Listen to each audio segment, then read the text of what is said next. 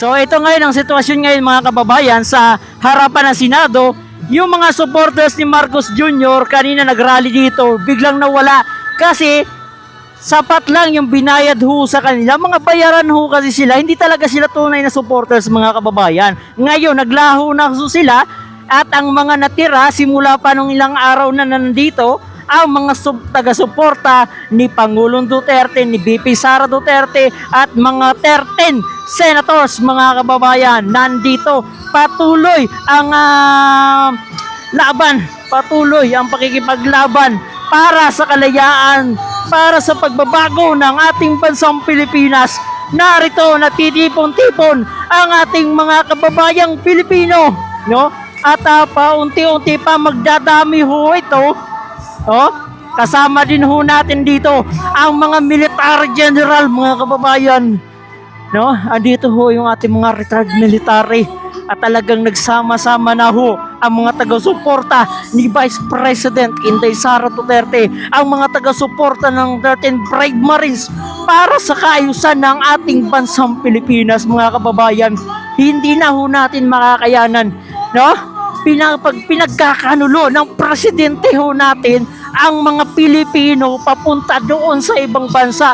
Hindi ho natin hahayaan mga kababayan. Kita nyo naman, nandito yung ating mga kapulisan na patuloy nagbabantay upang yung ating mga kababayan Pilipino ay hindi makalapit doon sa harapan ng Senado, no?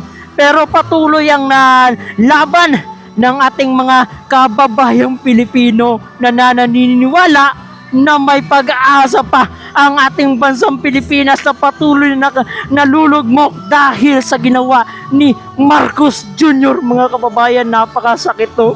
Napakasakit na isang Pilipino na pinagkanulo sa ibang bansa para lamang sa kanyang pansariling interest, para lamang sa pa-interest ng presidente ngayon mga kababayan, dahil takot na takot siya.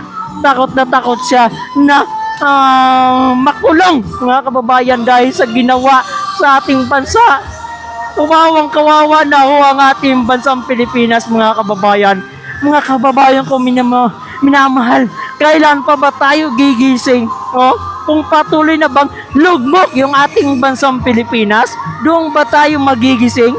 Doon ba tayo kikilos? Doon ba tayo magkakaisa? Doon ba tayo lalabas? No? Nako, may mga dumating mga kababayan. No, may mga dumating pa ho tayo mga kasamahan. Hindi ko alam kung ito ba ay yung mga grupo ng Brave Marines, no? Grabe, ayan na, patuloy na dumadami mga kababayan, no? Patuloy na dumadami. Oh, grabe, hindi ko katanggap-tanggap. Hindi katanggap-tanggap na tayo ay pinagkakanulo ng sarili mismo nating presidente, no? Hindi ko tanggap-tanggap bilang isang Pilipino. Hindi ka tanggap-tanggap na pinagkakanulo tayo ng kapwa nating Pilipino, presidente pa ng Pilipinas. Kaya ito, patuloy na nagtitipon-tipon ang ating mga kababayang Pilipino dito sa harapan ng Senado upang igait na meron ho tayong soberanya, meron ho tayong batas na umiiral, may justice system ho sa ating bansang Pilipinas. Bakit ayaw ho itong sundin ni Marcos Jr.? Bakit ayaw sundin ito ng Philippine National Police? Bakit ayaw sundin ito ng Armed Forces of the Philippines? Bakit ayaw sundin ito ng ating ibang mga law enforcement agency? Bakit? No? Natapala na ba ng pera? Natapala na ba ng maleta ang kanilang mga mata, mga kababayan? Hindi ho tayo papayag, no?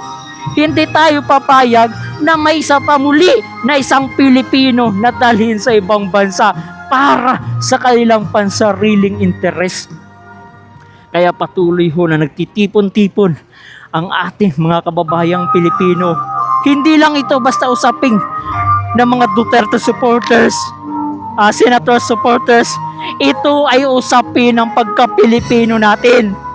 Para saan pa na umaawi tayo ng lupang hinirang ang mamatay ng dahil sa iyo upang ipagtanggol ang ating bansang Pilipinas. Pero ano nangyari sa ating bansang Pilipinas ngayon? pinagkakanulo tayo ng presidente ho natin. Ang presidente na ngayon mga kababayan, negative 50 na ho ang kanyang rating. Iwala ng taong bayan sa kay Bongbong Marcos, negative 15. Tapos pinagkakanulo pa ang mga kapwa natin mga Pilipino. Hindi ito katanggap-tanggap-tanggap. Hindi ito katanggap-tanggap bilang isang Pilipino mga kababayan. Hindi ito katanggap-tanggap. Kaya patuloy ang panawagan ng ating mga kababayan Pilipino. Isa na ho dyan ang panawagan ng ating United People's Initiative Group. Mga kababayan, itong ating mga retired military, no? Ang ating mga retired general military, no? Nandito ho sila, natitipon-tipon. Ang mga taga-suporta ni BP Sara, ang mga taga-suporta ni Inday Sara, taga-suporta ng mga brave 13 senators, narito ho sila, nagtitipon-tipon para sa kaayusan ng ating bansang Pilipinas na patuloy na sinisira ni Bongbong Marcos Jr. Mga kababayan, kailan pa ba tayo magigising? Kailan pa tayo magigising kung ang ating bansang Pilipinas ay kawawang-kawawa na, kung ang ating bansang Pilipinas ay hindi na natin makikilala? Baka magising na lang ho tayo mga kababayan. Ayan nga mga kabayan, no? Baka magising na lamang ho tayo na ang ating Pilipinas ay masasabi na province of Hague mga kababayan dahil sa ginagawa ni Marcos Jr. No? Diba? Napakasakit yung para sa isang Pilipino na ipinagkano lang sarili pa natin presidenteng walang kwenta. No? Diba? Napakasakit yun. Pinagkanulo ho tayo ng sarili nating mga presidenteng walang kwenta. No? O ayan, naglalabasan na yung ilang mga staff mula dito sa Senado mga kababayan. Pero patuloy pa rin na nandito natitipon ang mga taga-suporta ng 13 brave senators ni BP Sara, no, at iba't ibang mga organization. Hindi lang ito, no, usapin ng kulay mga kababayan. Usapin ito ng pagka-Pilipino. Usapin ito, no, ng ating soberanya, no? Yan nga. So andito si Konsihal Tatay Rani Lodovica ng Quezon City, ng mga kababayan. Ay, tuloy-tuloy. Tuloy-tuloy. Grabe, ayun pinapakita rin dito mga kababayan ang nangyari noong EDSA People Power Revolution. Katulad na nangyayari ngayon, patuloy na nagtitipon-tipon ang ating mga kababayang Pilipino. No? Hindi tayo papayag, no? Hindi tayo papayag na may isap na ng mga Pilipino na ipagkanulo. Wala ko sanang problema mga kababayan kung dito lang sa ating bansang Pilipinas, no? Hinihintay natin mga kababayan yung tinatawag na warrant of arrest dito sa ating bansang Pilipinas, pero hanggang ngayon walang warrant of arrest, no? Walang warrant of arrest mga kababayan. Yung kinikilala ng presidente ho natin mga kababayan, itong warrant of arrest ng Banyaga. Hindi tayo sakop ng Banyaga, kaya nga ho may sarili tayong soberanya mga kababayan. Pero ang ginagawa ni Marcos Jr.